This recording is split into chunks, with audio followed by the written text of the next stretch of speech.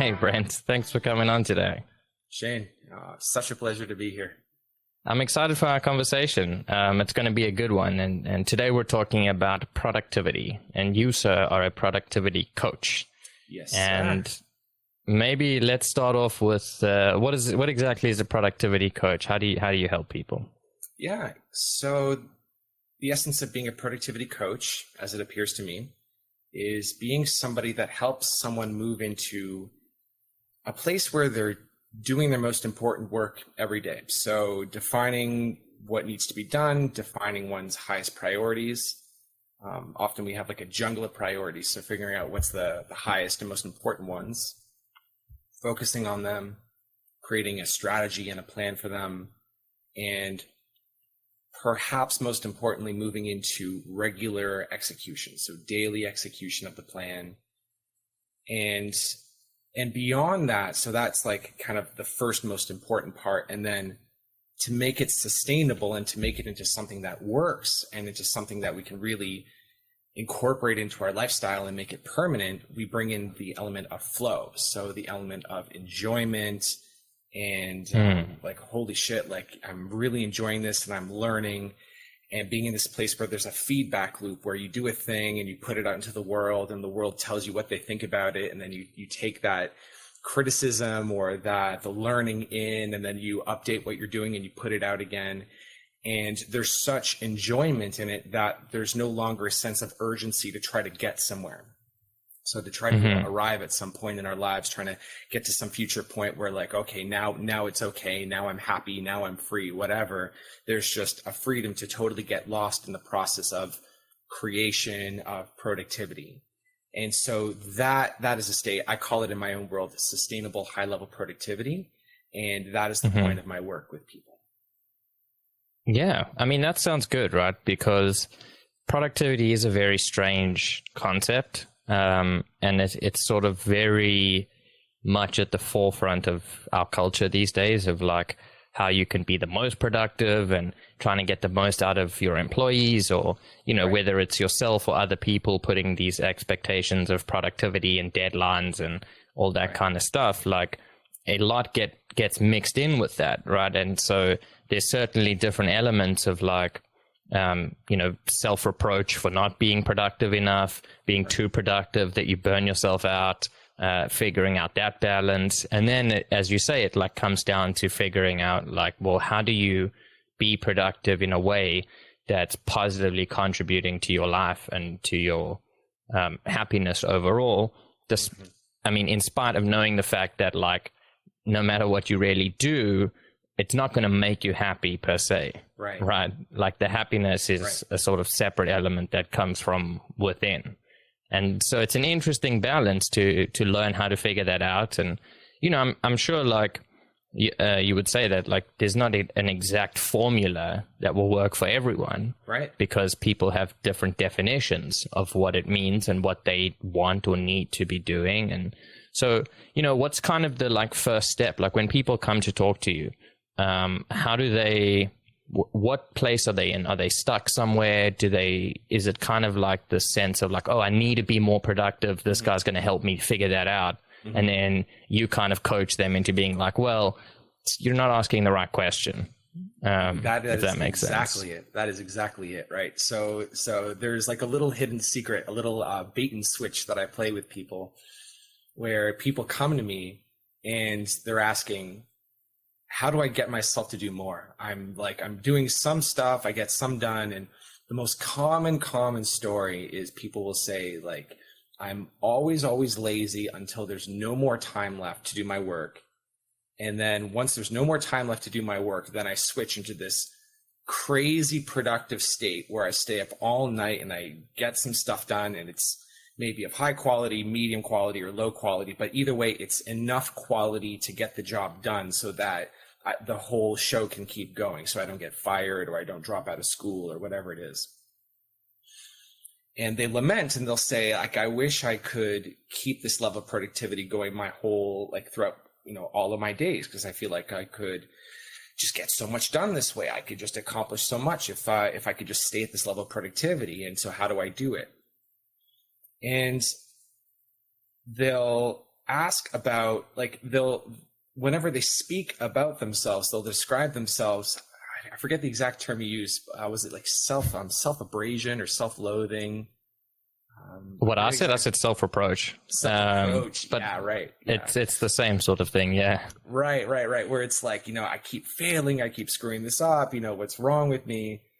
And they think that what I'll do is I'm going to teach them how to whip themselves into submission. I'm going to teach them how to put themselves under their own boot so that they can just squeeze out all the productivity and like never sleep ever again and never browse Reddit or YouTube ever again. And the only reading they do is the most complicated reading on like physics and spirituality.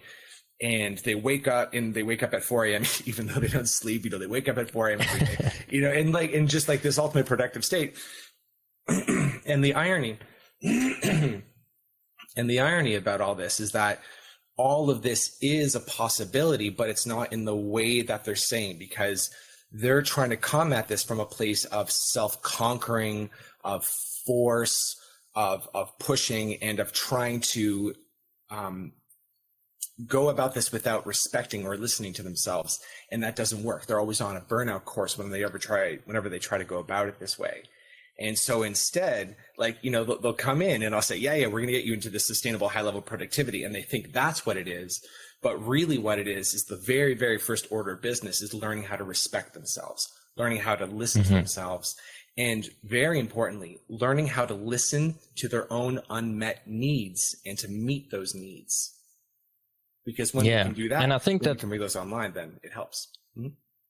Yeah, for sure. Because I was just going to say, like, that it's an interesting place to start, because a lot of the time, at least in my experience, because I'm I used to be one of those people, at least like when I was studying at school or whatever, where I'd have papers to write and, I'd kind of like not do them and feel shit about myself and about not doing it and, get into a whole wonderful, cycle of self-doubt and self-blame and that kind of stuff. And then somehow, as the deadline approaches, there's just enough, I don't even know what it is, but it could be like enough stress or enough pressure or enough something that just forces you, that you're like, well, I don't have a choice right now, right? Because like for me, it was always like, I'll do it later, right? I can choose to do it later until I can't anymore.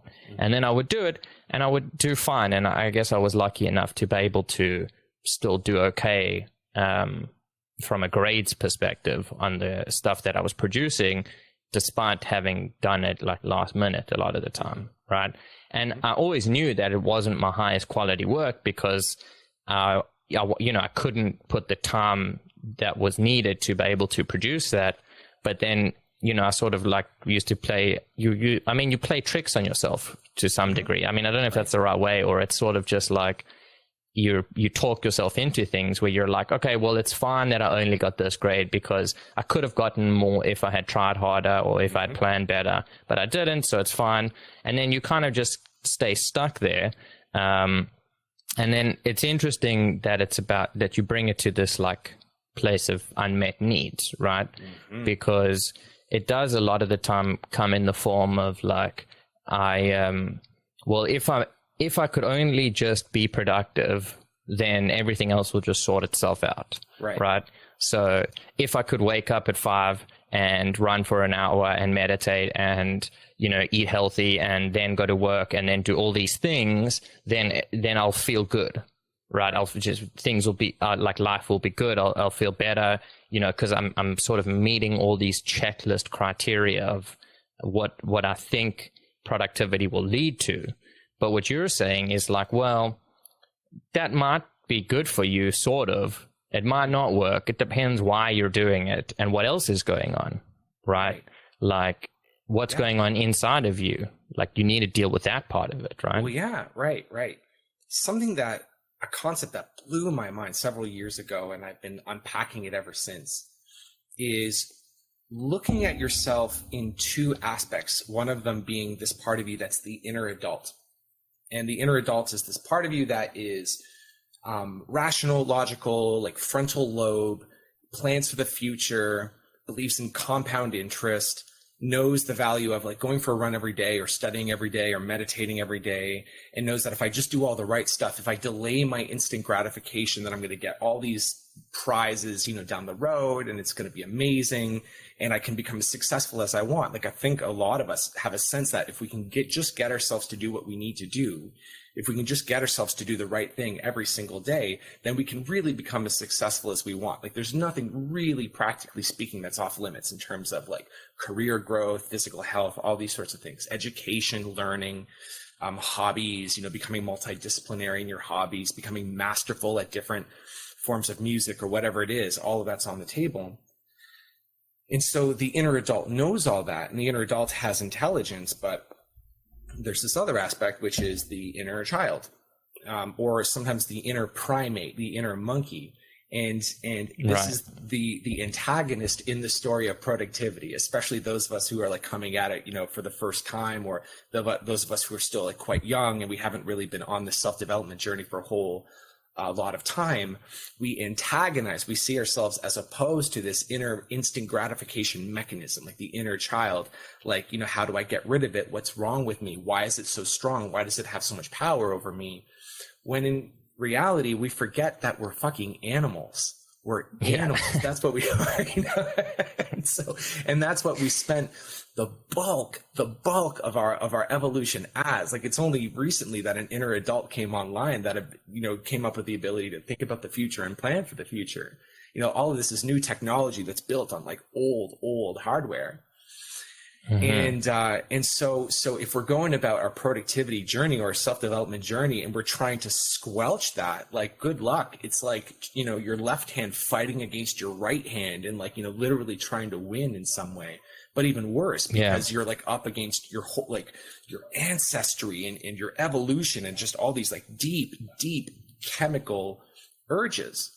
So an enormous shift that happens when we discuss productivity and stepping into like harmonious, like stable productivity where like we're really like, we're not like, you know, in friction all the time. We're really doing this stuff is, how do I harmonize with this animal that I am?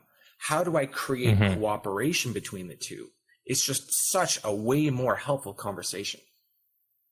Yeah, because you're never going to get rid of that side of you, right? As much as that adult part of you would like to. It doesn't work that way, and without it, you know, that adult part wouldn't exist at all. And so it, you know, that internal conflict can certainly be an enormous challenge, and I think everyone faces it to some degree or other. It just sort of manifests uniquely for each person, but there certainly is that sense of like, because I like what you said, right? Because I often think about it from an evolutionary perspective as well, because, you know, that's our history. And it's like, well, if you look at animals, right, non-human animals, let's say, and they're not trying to be productive, right? They have no concept of productivity. They're like, I need to eat today. I need to reproduce. So I need to do shit to make that happen if I can. I need to survive, I guess, would be the number one of it, the number one priority. And then find some sort of peace, right? So resting is a huge part of it as well. And they're completely present and in the moment, right?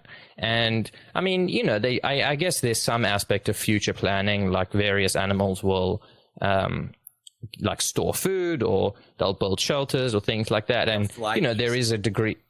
Yeah, exactly. Go away for the cold. And although they might not be conscious of what they're doing sort of as we are, there is that sense of like some kind of future planning, right? Which is cool because you can see it develop in certain animal species, others not, right? Others are just literally just this moment only, and they're driven by all these instincts or desires or urges or whatever you would like to call them, and they just sort of do their thing. And then you get to humans, and we have this huge concept of the future that we've developed, and also of the past, right? Which is the magnificent mind that we have. And so that's a wonderful tool because, I mean, look what it's done. It's created civilizations and space travel and improved our lives in, you know, innumerable number of ways, but it comes with a huge downside, right? Which is that it can take over. and you can get lost in that. And you lose that sense of balance and of connectedness to yourself and to reality, because you're stuck either trying to learn lessons from the past, which sort of would manifest in the form of like obsessing over past mistakes, or you're stuck living in the future, which is, you know, trying to live in a world that's different from where you're at now and trying to plan on how to get there. And that's all that executive function, which is all that planning and strategizing and problem solving, you know? I mean, yeah, like for me, it's like, I you know, not to derail this sort of conversation, but it's like, I love it. Yeah, I love where it's going. I think about problems, the problem solving facet of the mind is interesting, right? Because it's a part of your mind that looks for problems to solve. That's its whole function. Right. And it's going to find them. And that's okay, because it's good. But if that becomes too much at the forefront of how you see reality, then you're just seeing problems everywhere, right? With yourself, with other people, with the world, with life, with God. I mean, you can find problems with anywhere because you're looking for them, right? And now, technically, that function is good because it allows you to avoid potential dangers or bad things happening to you ahead of time, which is why it's sort of developed. So, you know, you learn where's dangerous in the world and whatever it is. And so you can figure out how to problem solve your way around it so you don't have to repeatedly go through bad things. Now, it's not a perfect system and it doesn't 100% work that way, but it certainly is not a bad thing in itself. The problem comes in is when you identify the problem reality as the actual reality, right? And so if I was sitting here, I could be like, well, what's my reality right now, right? I'm sitting in a quiet room. We're having a conversation.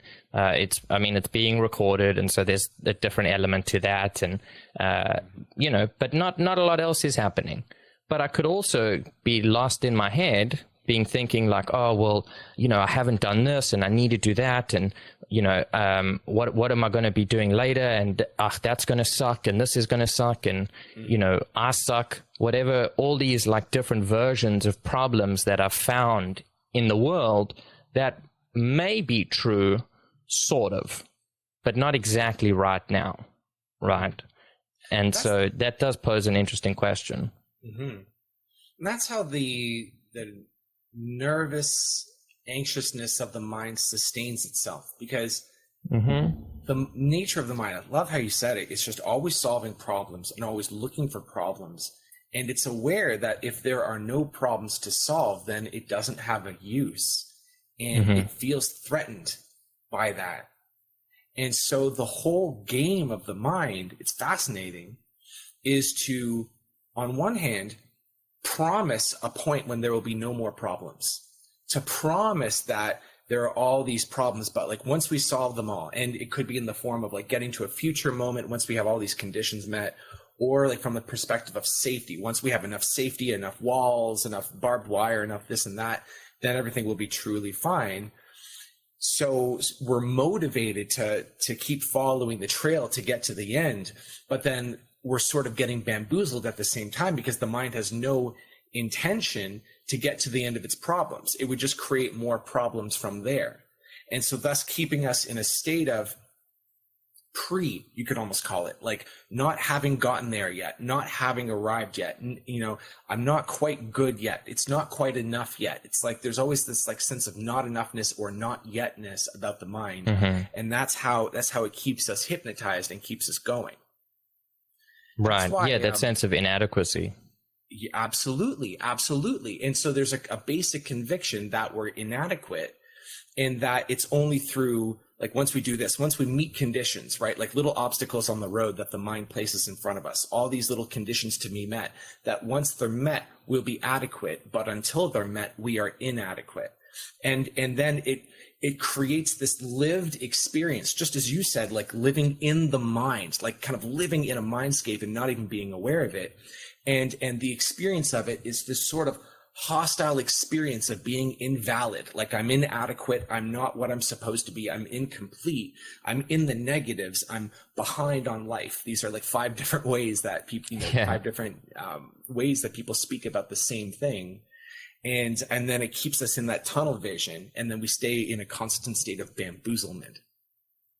Yeah, no, it is. I mean, it's pretty crazy, and it's strangely human at the same time, because it is quite unique to us. I mean, I guess maybe there's some aliens who have the similar problem, but as far as we know, we're kind of the only ones at the moment that get trapped in this, right? And the weird part about it is that, well, you don't really have to be trapped in it. You just don't know that you don't have to be trapped in it. Right. And then what's interesting is, I think where this leads back to productivity, at least from our perspective, is like, well, the mind thinks that to get to that place of no problems requires an enormous amount of doing. Right. And doing is being productive, right? That's the similar tract. So people will say, well, I'm inadequate now, right? Well, I guess your mind will construct this reality of a problem where it's like, well, I'm a problem, or the situation's a problem now. And in order to not be a problem, because, the other part is like, well, you don't like being in this problematic state. It's uneasy, it's anxious, it's not a nice energy to feel, right? And so to try and alleviate that, well, I mean, there's lots of ways, and sometimes people do drugs or smoking or drinking or, running, or there's lots of ways that you can get out of it. And those are, whatever, it's a different conversation. But one of the other ways is that you think that by doing more, you'll be able to feel better, right? And the strange part about it is that life is such, because you're never getting away from life's challenges, no matter what. Life's going to throw shit at you, whether you like it or not, and it's going to be the most difficult thing that you can handle. Not all the time, but life pushes you, because that's how we evolve, is through difficulty. And so even if you achieve all these things that you think are going to make you happy and problem-free, you just don't know the problems that come with those things, right? And there will be. And that's okay, because you just need to be okay to deal with them as they come. But there's no heaven that you can reach as such. Right, because if it's anywhere, it's here. Like there's no other reality of any true reality. Like there's no other reality other than this one. There's no other heaven other than this one. And so if it doesn't seem heavenly, then it's because we're under the hypnosis of the mind. It's interesting because there are a lot of ways to manually get ourselves out of this sort of, by contrast, hellish experience that we create with our minds.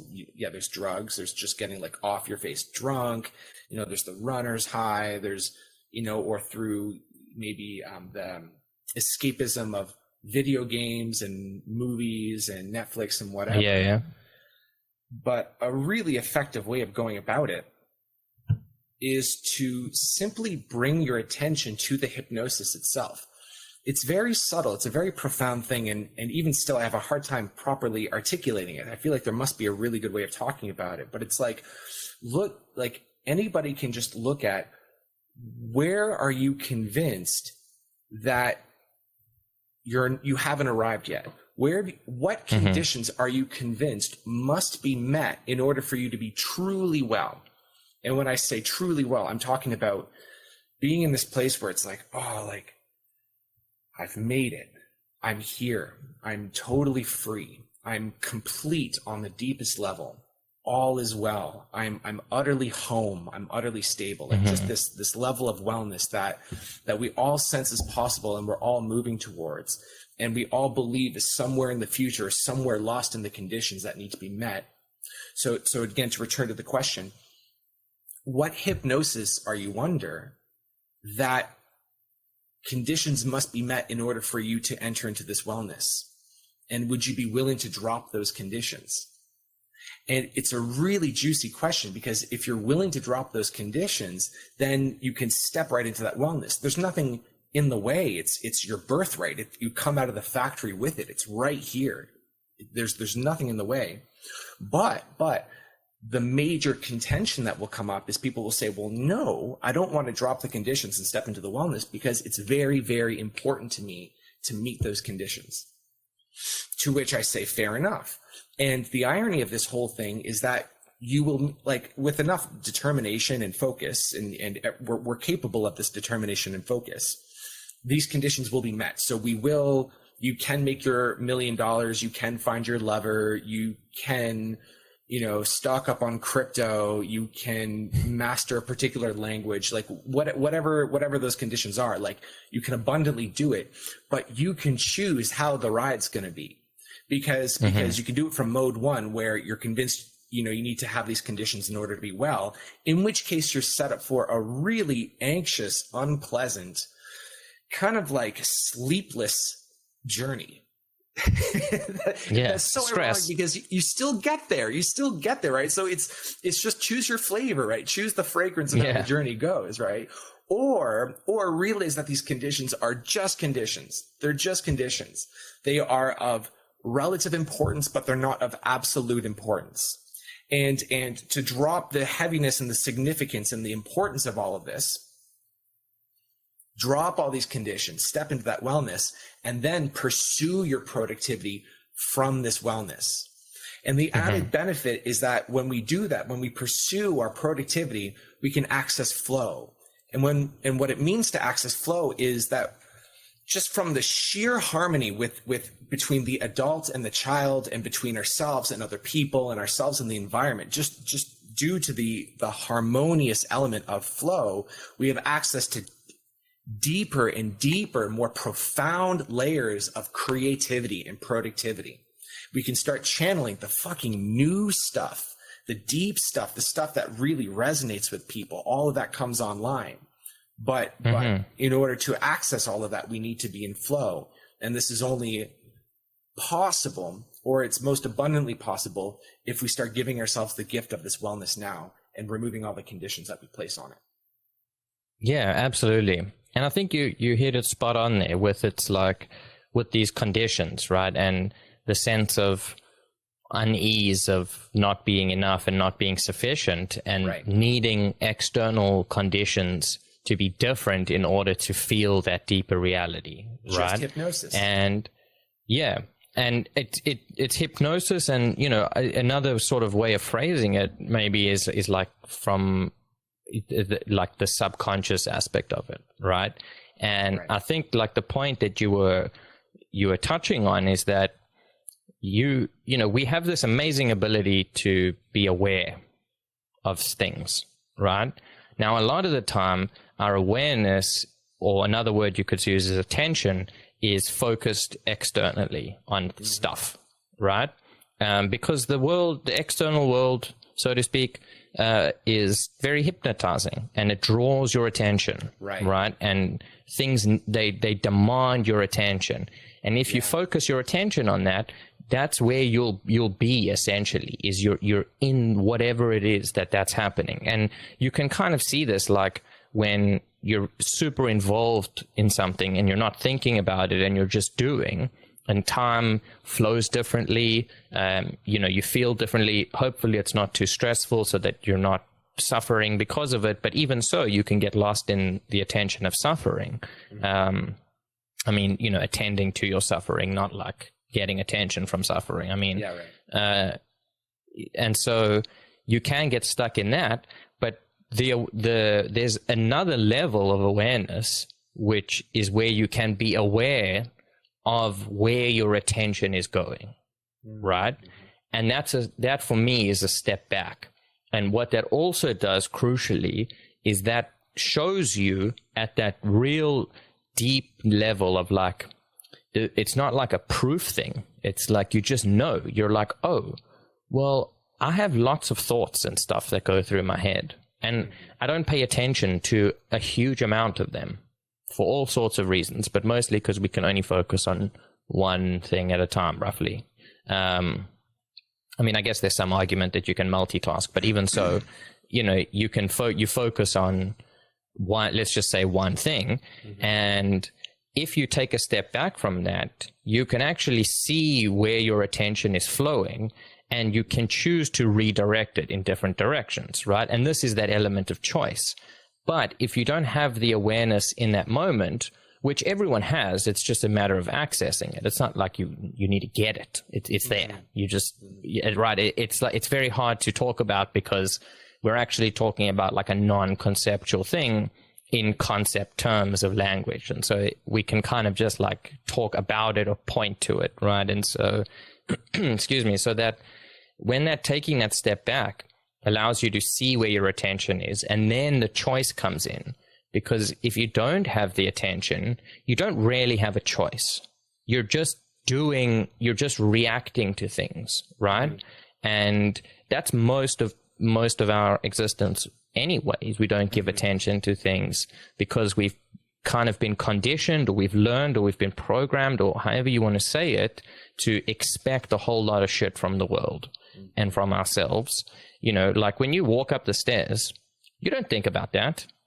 And you don't even know how you're doing it, rarely. You're just doing it. You're sort of like an inch off of really flattening your face on the stairs, or even less, right? And you can tell this when they've done, some kind of mean experiments where they've adjusted the height of average stairs and they've increased it by a tiny amount, and almost everyone trips because you expect it to be there. But that will redo your attention. But for people who pay more attention to their walking, they don't trip because they can see that that's coming up there, right? Or whatever it is. But it is that sort of taking that step back and being able to see where your attention's going. And when you do that, there's like a disidentification from the things of the world and from the thoughts in your head and the emotions that you feel, because you are no longer so involved and preoccupied and identified with whatever it is that's happening, that you can take a step back and see it for more what it is, which is a transient state of some kind, right? And that's when you sort of you become aware of the hypnosis, or you bring the subconscious to the conscious. Like, again, we're just sort of terminological problems, but right. For me, that's where the crucial bit lies. And then ultimately what I've learned is that, like, to experience that deep peace is to remove attention from everything and keep it on itself, so to speak, right? Because in that state, there are no conditions that need to be met, because nothing needs to be different from the way that it is.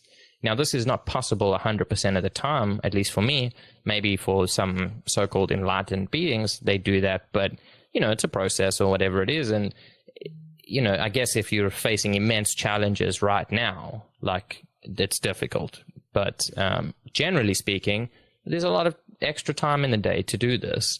And then you can take that step back and you can just have your attention on nothing, or have your attention on attention, if you want to phrase it that way.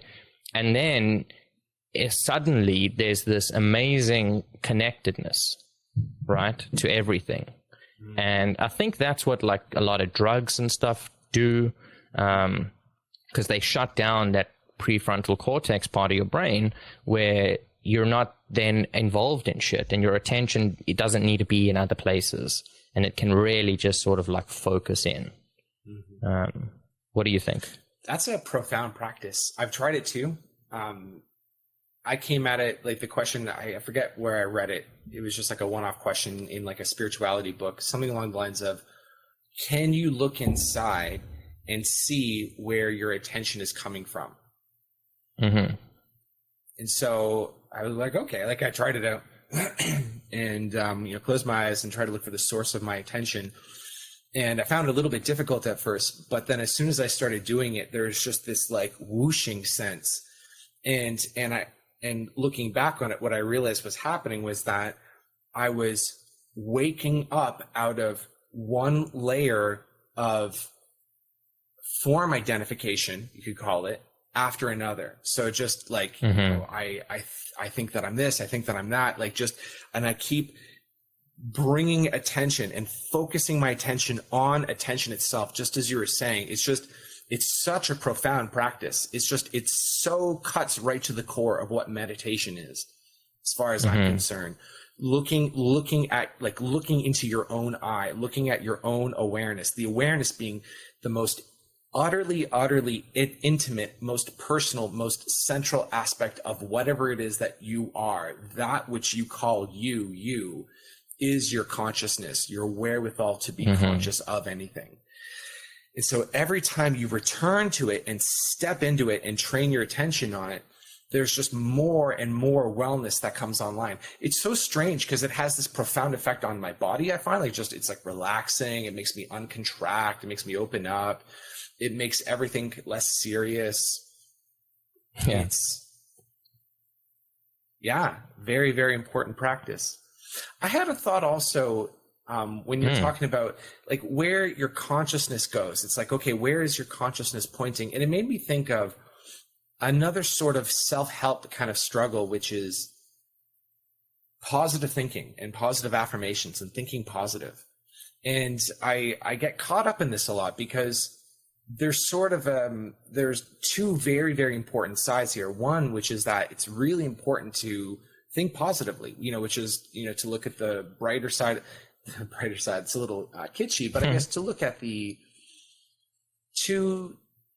to look for the best possible outcome, to look for the best possible interpretation of something, to think highly, and to just fill your head with good thoughts that make your body feel good. And there's like a lot of value there.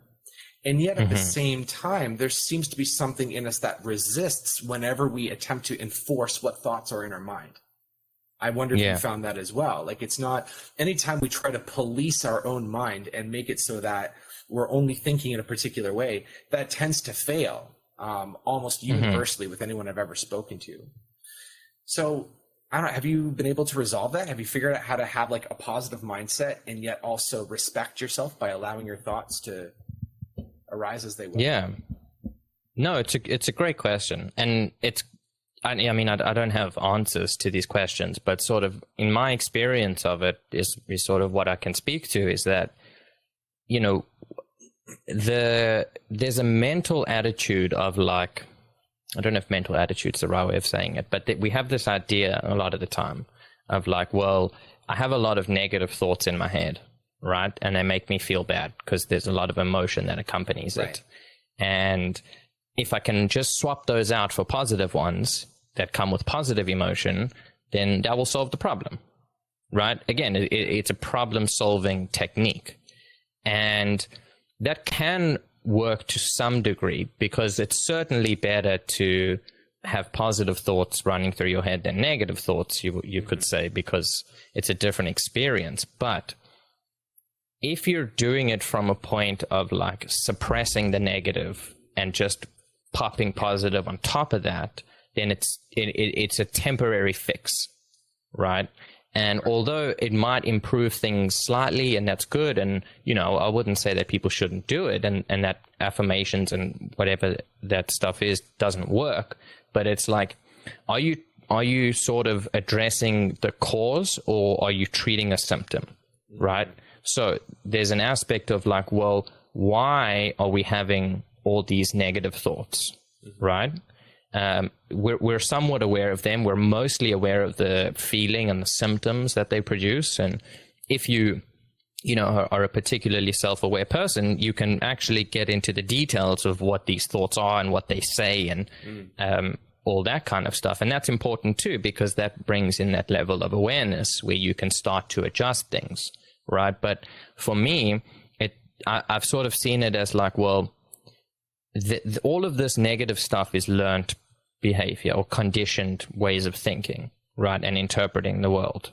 And I mean, it's not a boohoo me moment. It's everyone just about has that, right? Because the world's a very strange place, and the mind has its way of disconnecting and thinking of itself as its own entity. And to a large degree, we are separate from reality, but we're not as separate as we think.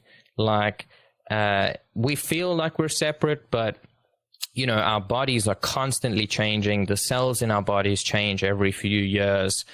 There's some continuation, you know, of consciousness and memory that pervades over time, but everything's constantly changing, right? And so wait, I don't know what I was going to say with that point, but back to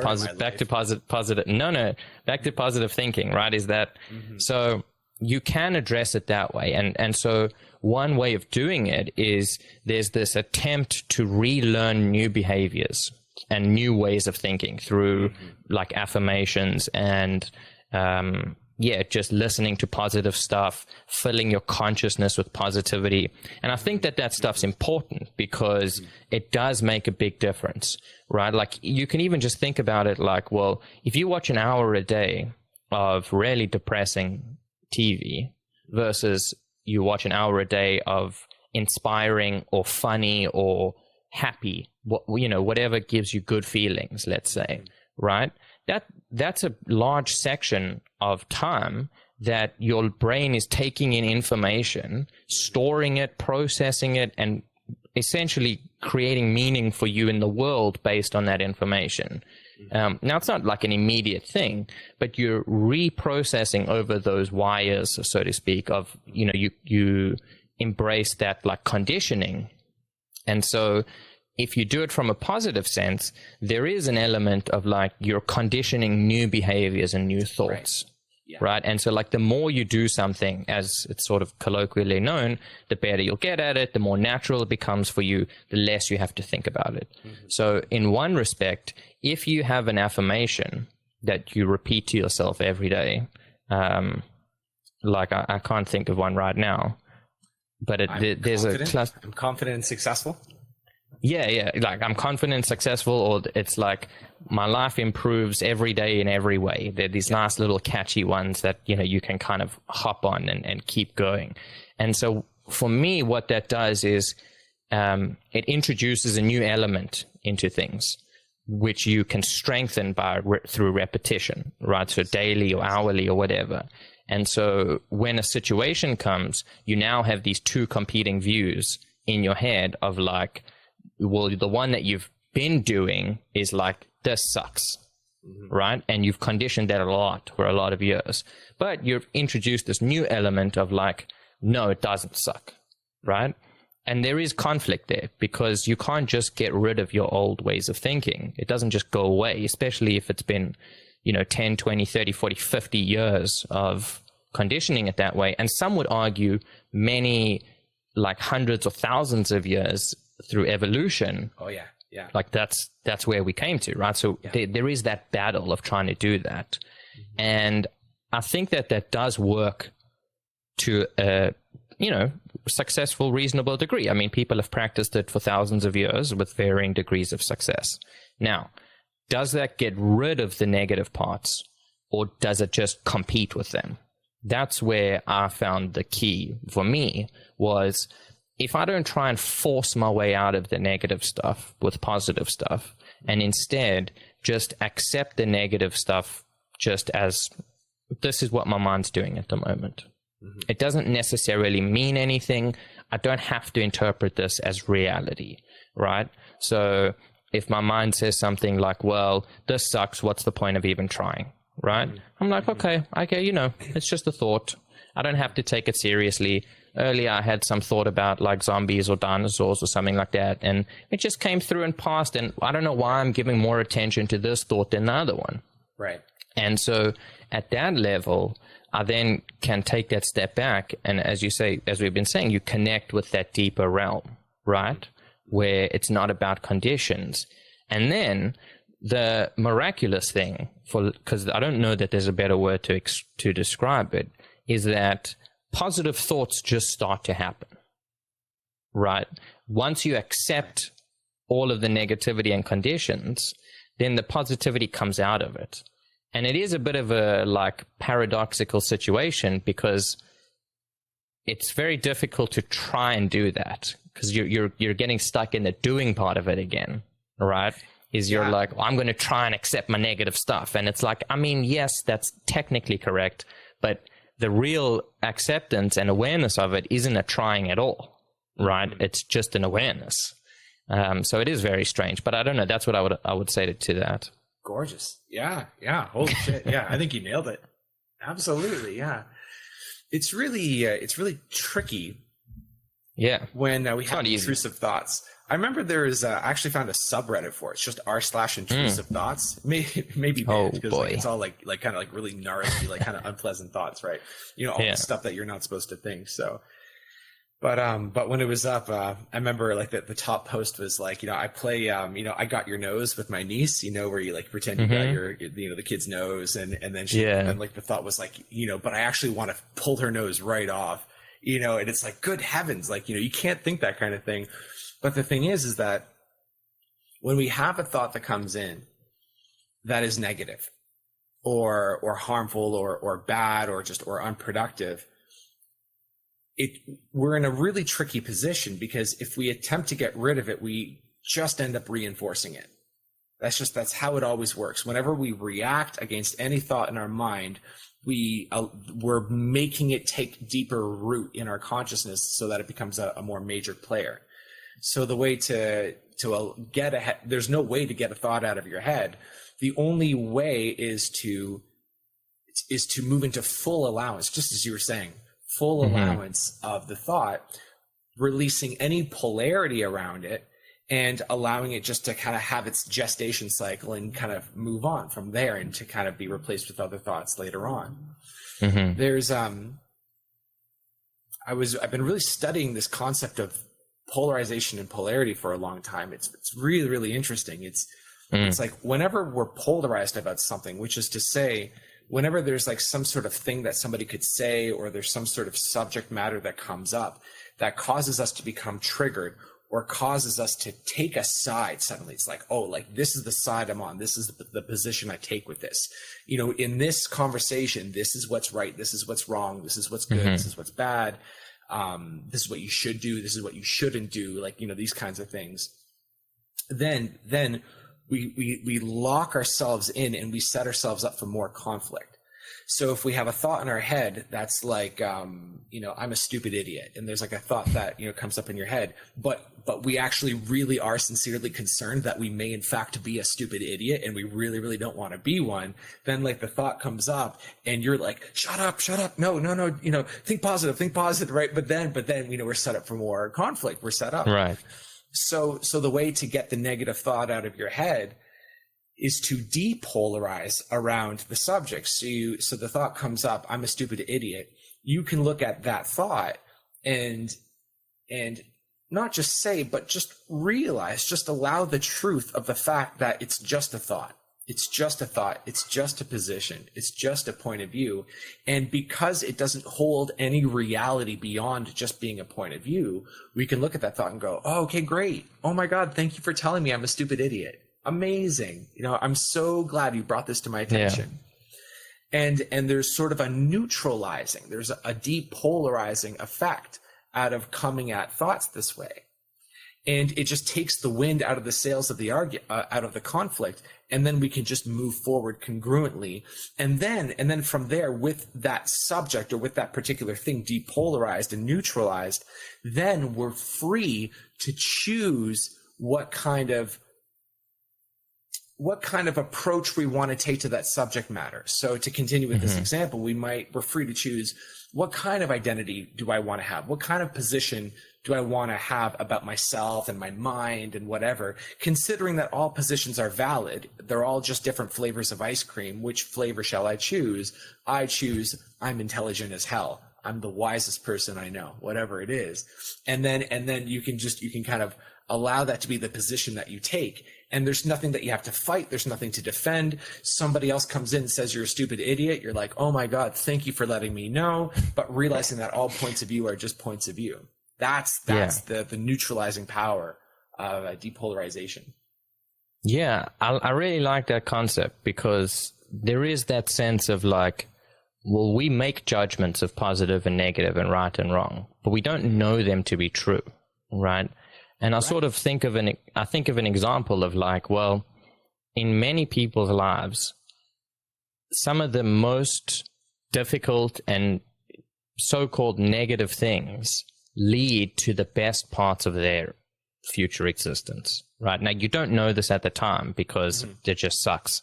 But looking back on it, you can say that it was actually a huge moment of transformation for me, because it made me reflect and see what's important to me and what's real and what's not. And, you know, am I getting too involved in internet discussions, and like, is that contributing to anything real in my happiness? And, you know, and it's that sense of like, well, which side am I on? And it's like, you don't need to pick a side.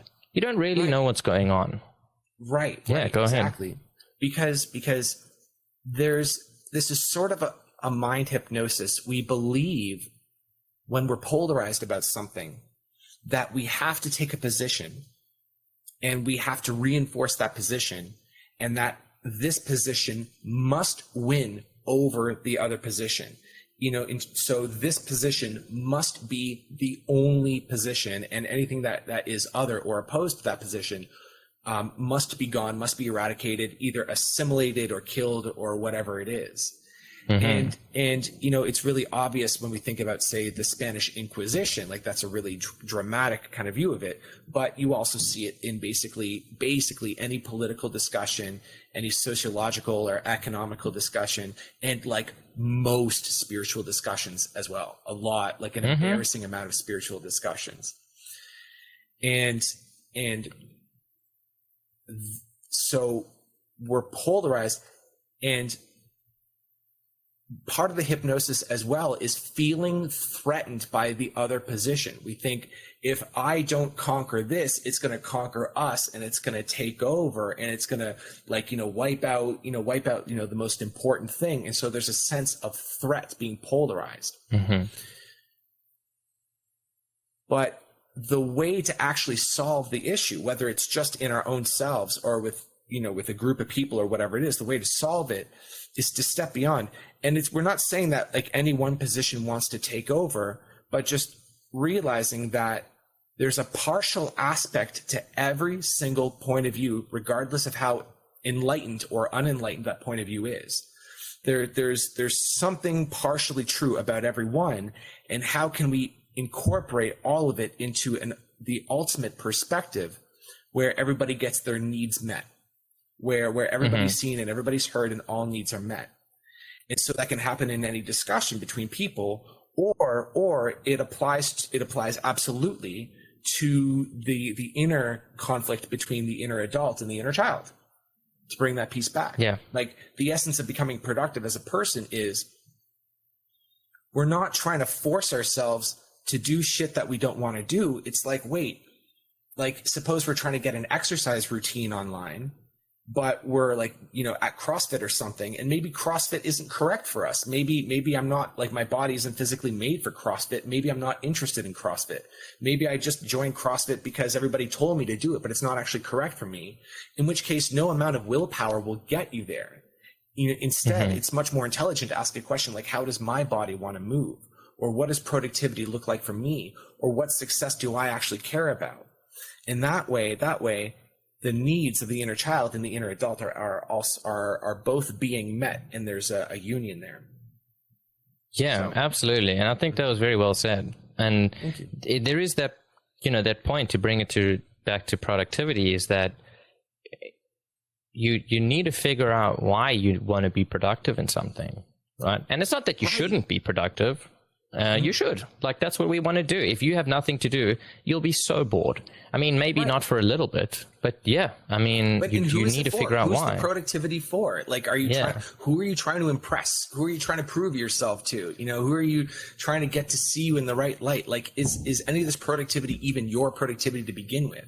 Because if it's not, the inner child doesn't care, and the inner child will sabotage the hell out of it. And it will arguably end up causing you just as much or more suffering than you're experiencing now. Right.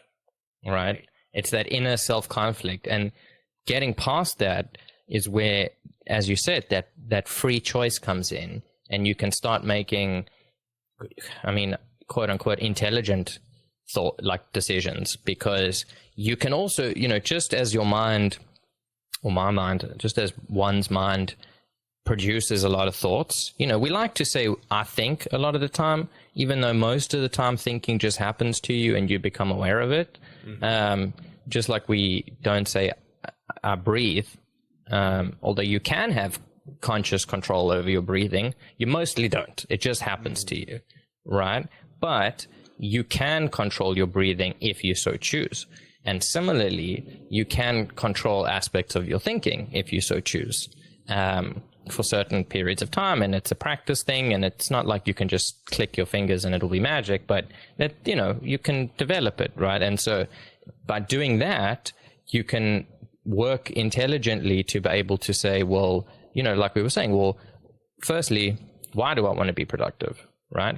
What does that mean to me? What am I trying to do, right? Important. And am I going for the right thing even? Like, am I trying to be productive to achieve something that I think will solve all the problems?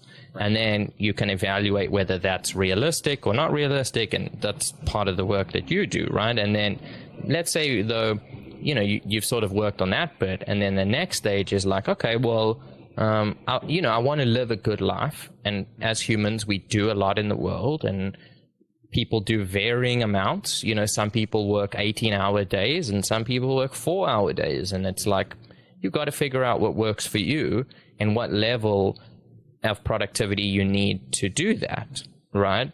And so to approach productivity is important, at least from my perspective, with that aspect of like, okay, well, first thing is why do I need to be productive, right? And then the next part of it is then that's when you start being like, okay, well, how can I be productive? That's a way that's not causing me further damage in the long run, right? I'm enjoying doing what I'm doing, even though it's hard, because to be productive doesn't mean it's going to be easy, right? Because life is about challenge, and, you know, it's not going to go well a lot of the time. I mean, it's going to be difficult a lot of the time. And that doesn't mean you're not productive. It just means it's a challenge, right?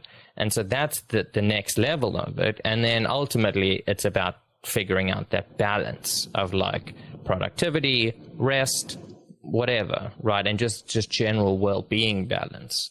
But so what other stages do you kind of, you know, walk people through?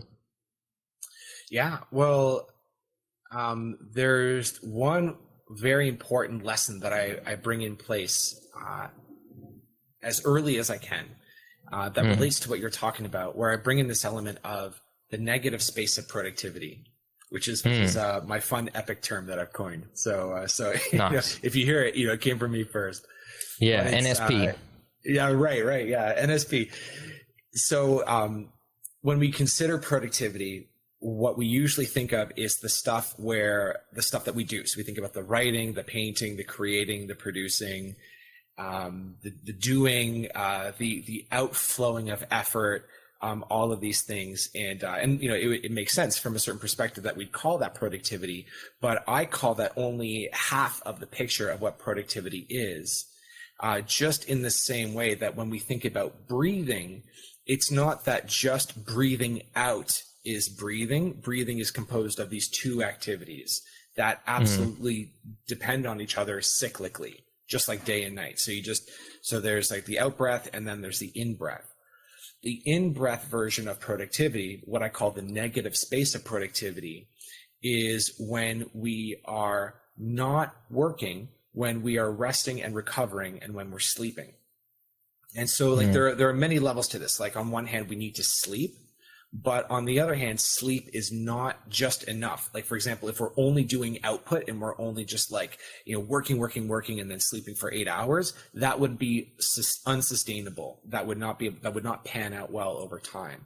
So in addition to sleeping, we need to have waking hours where we're not doing anything for the future.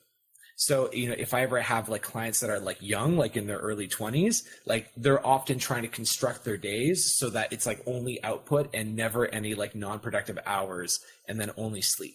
And it's like, no, because this is one of these needs that we're talking about earlier, these unmet needs. We look at these needs like they're not valid. So say like zoning out, browsing Reddit, being on YouTube, just chilling out on your couch, playing a video game. We look at these things as something that we're not supposed to do. We feel shame when we do them. And this is the part that we don't share with other people. We don't talk about all the time we spent video gaming. But if we were to put these activities on the same level of importance as the work that we do, it would have the same effect as esteeming both the out breath and the in breath of breathing. And then, and when we treat the negative space of productivity, the video games, the YouTube, the Reddit, the zoning out, the midday naps, with the same importance of output, it's like a really quick and immediate step into sustainable high-level productivity, because it shows that we're looking at it from a way more holistic perspective, and it demonstrates to ourselves that we're looking to be productive in a way that we can carry this out for indefinitely. Like, we're creating a rhythm, a productive rhythm for ourselves that can just sustain itself for the rest of our lives, basically speaking. And we tweak it over time, and it changes over time as we change, but we're playing the long game here. And then the extra benefit of that too is that when we stop this sort of outflowing of effort and focus on developing a groove and a rhythm instead, this rhythm is actually what becomes stronger and more profound over time. So in other words, we can do more and get more done and have all of our different moves produce more effect per calorie spent. Does that make sense? Like, just more torque per movement when we focus on developing this productive groove over time. There's a metaphor that comes in place that has just been kind of in the background. It's like, oh my God, I really need to make sure this metaphor appears here, which is, I think it's Brothers Grimm fable of the goose that lays the golden eggs. Do you know that one? No, I mean, it's vaguely familiar, but go for it. Good. I'm really glad, because that means I get to be the first to tell it to you. So so I don't know much about the Brothers Grimm, but I think it's like these two dudes that I assume made a bunch of stories, and this one about the golden goose. And it's very simple. It's a farmer who has a coop of geese, and he sells the eggs for money. And he discovers in his coop this mysterious goose of a different color that produces golden eggs instead of regular eggs.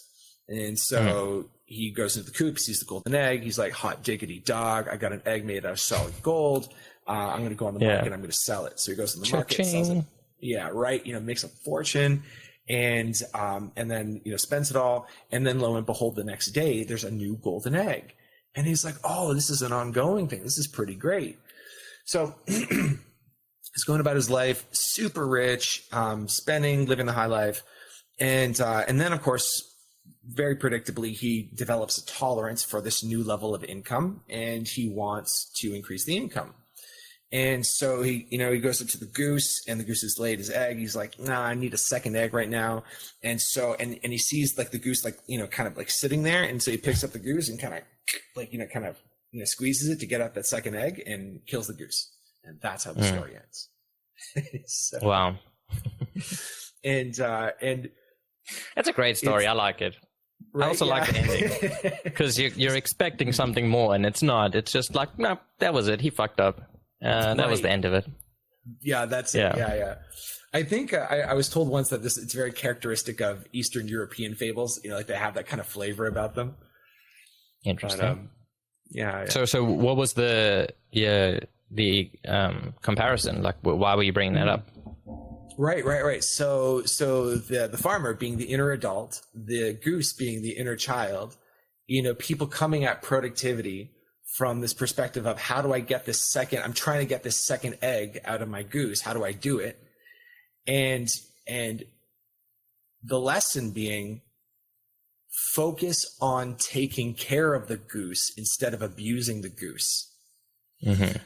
So important to cultivate respect for the golden goose, because I don't know if it's just the crowd that I talk to. I don't know how skewed my sample is, but fucking everybody that I talk to are so hard on themselves. and hold themselves in such low regard and speak about themselves with such shame and embarrassment and guilt.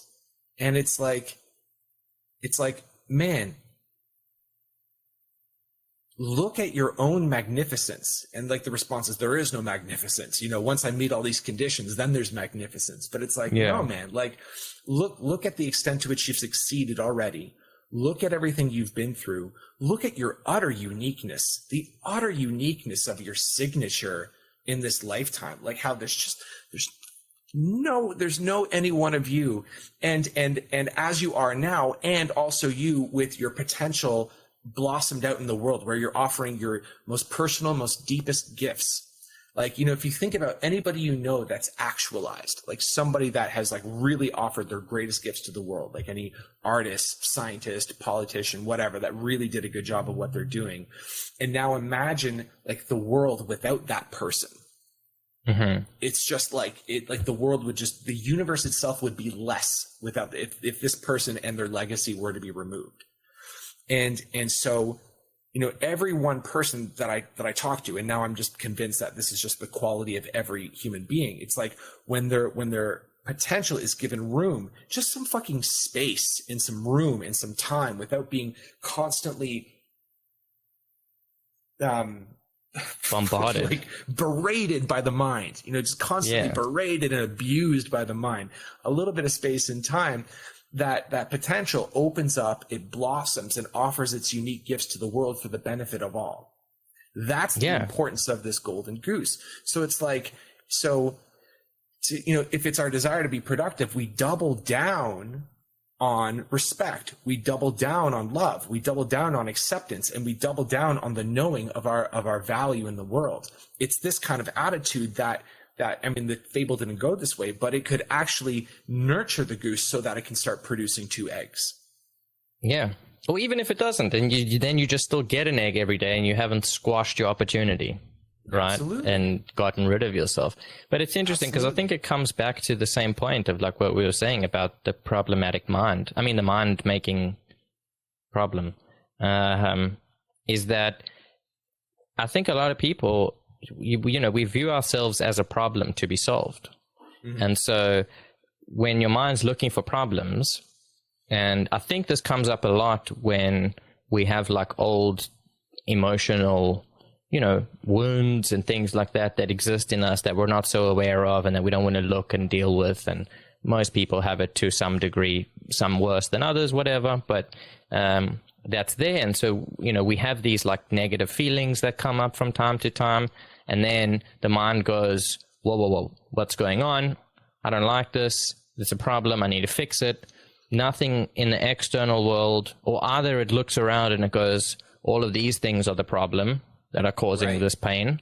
Or if there's none of that, you move a sort of step forwards, I guess, but it's more like a step inwards. Then you go, well, I'm the problem. I'm causing this pain. And it's not necessarily conceptualized that way, although sometimes it is. And then if you get stuck in that, like we were saying, well, then all you're going to see is all of the problems that you have, or that you think you have, rather. And, you know, no matter what else exists there, it doesn't matter, because your attention's focused on all the problems that you have and that you need to solve, or you think you need to solve to get rid of your problems, right? But, you know, it's just that loop that you get stuck in. And so it becomes a huge problem, and it's very sad, and it's also a terrible experience to go through, is to, you know, be so self-reproaching and self-hating. And I mean, you never look at a dog and see the dog hate itself. It would be absurd if someone told you that my dog hates itself. You'd be like, what the fuck? Like, what do you mean it hates itself? But we also have this culture where it's accepted that, you know, many people don't like themselves. They don't, you know, or all kinds of weird shit that we come up with in our heads about ourselves and about other people. And it is sad. And I mean, that's the, you know, that's the downside of this evolved mind, like we said. And it's not a matter of like now looking at this as like, well, this is the problem. If only we didn't view ourselves this way or whatever. It's like, don't even worry about that, right? Like, you're just getting stuck in the same loop of finding problems with what is in reality, right? Like that, it's that to be able to take that step back and be like, okay, the universe exists like this right now in the present moment. And there's nothing you can do to change it. As much as you try, for this moment, the past is done. There is no future. And it's like that in every moment. And the whole universe, arguably, from the Big Bang, let's say, occurred in such a way to bring about this moment. And now us, with our little minds, goes, it shouldn't be this way. You know, this is wrong, or whatever it is. But again, those are judgments that we're just making seemingly arbitrarily. Right. And we might be right, we might be wrong. Hard to say. But, you know, you don't want to get stuck in that part of it being like, well, all of humanity is problematic and it's a problem with humans and it's like the world sucks and why did God do this or whatever you go. And it's like, no, stop getting lost in your thoughts again. Just take that step back and just be aware of the present moment, right? And find that peace. And then actually everything else kind of makes sense. And you're like, oh, I mean, I don't really understand it, but I have an intuitive knowing that it's okay, right? And that even if I don't understand it and I don't know where I'm going and I don't know what I'm going to be or what I'm going to do or how I'm going to X, Y, and Z, like that's okay because, you know, it's fine for the moment. And like, you know, that would be my sort of like takeaway. And then from there, that's when you can actually start being productive in your life and figuring out what it means to you, how to create this life of productive balance and negative, the inverse of it, to give yourself space to meet your needs and figure out what you want. And yeah, I mean, it's a really weird journey being a human, but it's good. Amen. Well, listen, Brent, I really enjoyed our conversation today. Same. Thank you very much for coming on. Would you like to promote, plug your website, stuff like that? Sure. Yeah. It was my pleasure too. I really enjoyed this too. Yeah, we went deep. It was good. Yeah. Yeah. So it was good though. Yeah. So if anybody's interested in learning more about sustainable high-level productivity, I created a free training online that you can receive in your inbox if you want to opt into my list.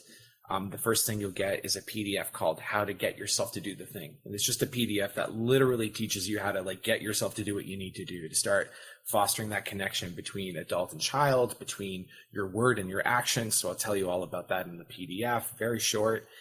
And then from there, you'll receive video trainings on clarity and strategy and implementation and flow. That's the order that they all come in.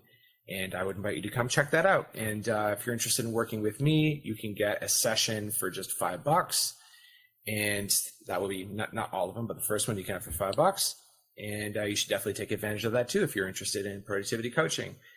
Do we have an option to put a link for show notes and so forth? Yes, of course. I'll put all the links in. There below. Okay, gotcha. So yeah, links below. Do you want to just say it anyway, just for people listening? Sure. Yeah. So the website is www.brentthecoach.com/free PDF for the PDF of the training. The other one is www.brentthecoach.com/$5 session, all spelled out, FIVE dollar session. Cool. Yeah, and I will put those links in the description. But yeah, people should check it out. It's been good and it's been, super helpful. So yeah, thanks, man. I look forward to having another conversation with you. If you'll come on again sometime in the future, it'll be fun. Yeah, that sounds great. Yeah, thanks for everything, man. It's really good. Yeah, no, thank you. All right, you take care. Thanks for listening, guys.